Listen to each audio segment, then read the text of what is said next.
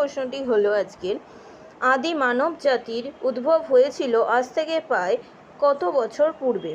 প্রথম অপশনটি হলো 70 লক্ষ, না 30 থেকে 40 লক্ষ বছর আগে, না 40 থেকে 50 লক্ষ বছর আগে, না 80 লক্ষ বছর আগে।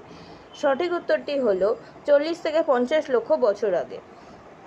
দ্বিতীয় প্রশ্নটি হলো, বিশ্ব জাগতিক পরিবেশে সর্বাপেক্ষা বৃহৎ পরিবর্তনকারী শক্তি হলো? অপশান এ বর্জ্য শক্তি, অপশান বি মানব শক্তি, অপশান সি অশ্ব শক্তি এবং অপশান ডি হলো পবন শক্তি। সঠিক উত্তরটি হলো মানব শক্তি। নেক্সট কোশ্চেন, তেজস্ক্রিয়তা যে পরিবেশের অন্তর্গত সেটি হলো?